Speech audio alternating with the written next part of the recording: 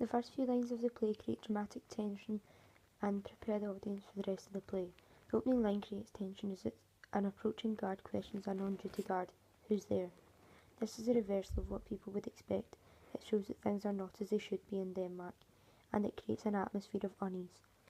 In response, the on-duty guard says, "Nay, answer me, stand and unfold yourself." This shows that Denmark is a place where people are not really who they seem to be. It introduces the theme of appearance versus reality, which creates tension.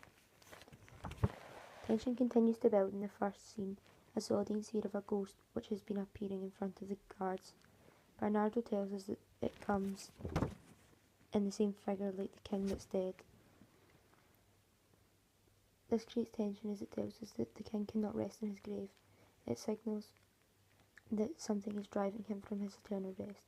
It is a sign that Denmark faces turbulent times. When speaking to the ghost, Horatio says, "What are thou that usurpst this time of night?" This creates tension as the idea of usurping is introduced just a few moments into the play, which prepares us for the despicable treacherous act that Claudius has committed. The ghost then leaves and Horatio and the guards discuss the appearance before it shortly returns, but this time doesn't speak. This creates tension as the audience are enticed to know what has to be done in order for the king to rest in peace. After the ghost's first appearance, Horatio and the guards are bewildered. This bodes some strange eruption in our state. He explains the appearance of the ghost must bode ill for Denmark. He believes that difficult times are ahead, and that is why the ghost of the dead king is driven from his grave and suffers from a restless spirit. The use of the word eruption is interesting as it suggests turbulence and destruction, chaos of a far-reaching nature. The ghost then re-enters and seems as though it wishes to speak, but it is interrupted by a crow. The crow caws. A cock crowing reminds us of the betrayal of Jesus, and it introduces betrayal upon betrayal. Tension continues to build as the men decide to keep its appearance secret. They later decide to inform Hamlet to see if the ghost will speak to him. Unto young Hamlet. This creates tension as we are left with the unanswered questions. How will Hamlet react? Will the ghost reappear? Will the ghost speak to Hamlet? If so, what will it say? The audience are left in wonder as to what will happen. Let us impart what we have seen tonight. The scene takes place at night, when night covers sin to the eyes of others.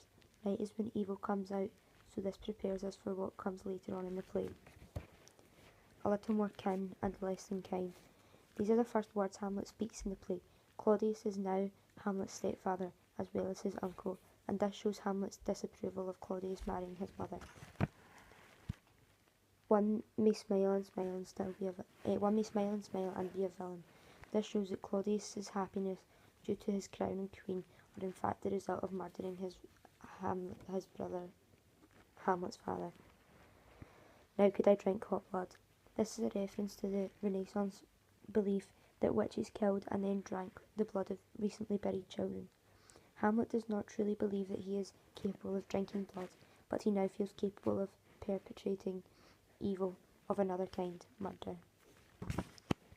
Observe mine uncle. Here Hamlet asks Horatio to watch King Claudius during the performance to see his reaction. This is Hamlet's way to see if the king is guilty of murdering his father. A villain kills my father, and for that I, his sole son, do this same villain sent to heaven. Why, this is hiring salary, not revenge.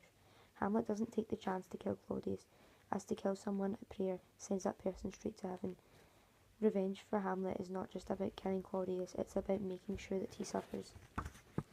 My words fly up, my thoughts below. Words without thought never to heaven go. Claudius is not praying for the forgiveness of murdering his brother. He is just hoping that he will get away with it, as he is not prepared to give up what he has gained from it. He isn't praying as he isn't sorry for what he has done. If it be now, 'tis not to come. If it be not to come, it will be now.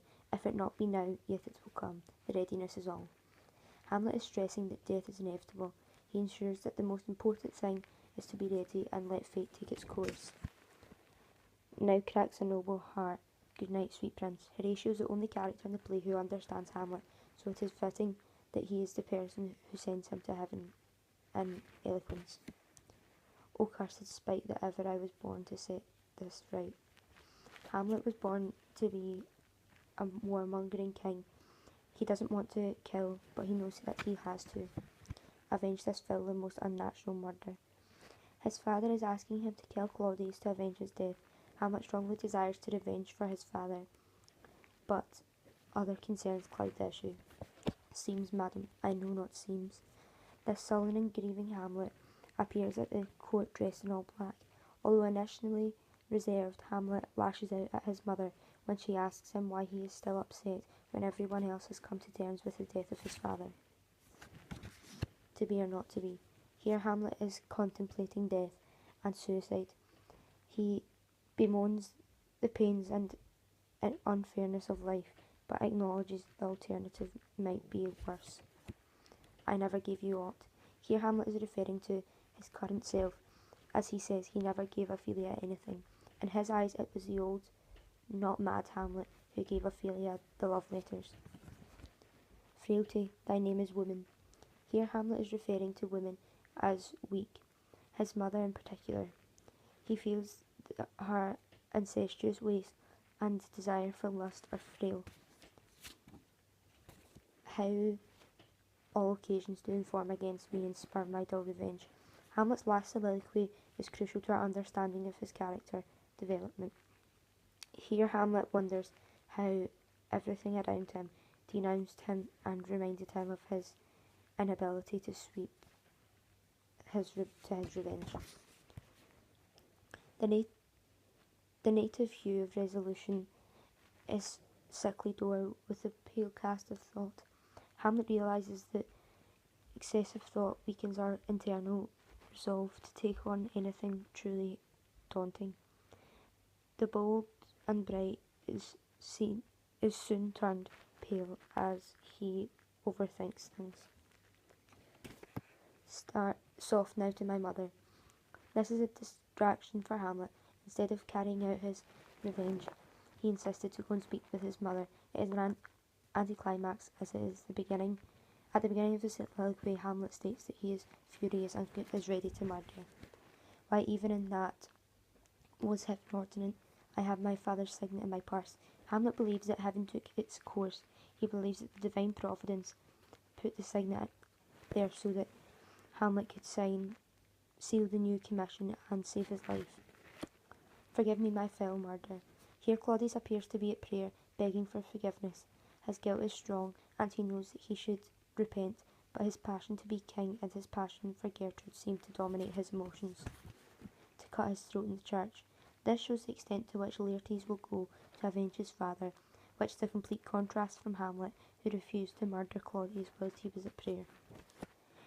And how his audit stands who knows to save heaven. Hamlet's father didn't have time to make a last confession. Hamlet sees it as unfair that Claudius gets to go to heaven. 'Tis the poison cup. Gertrude drinks from the cup that Claudius had poisoned and set aside for Hamlet. This is the beginning of the tragic spiral of deaths in the last scene.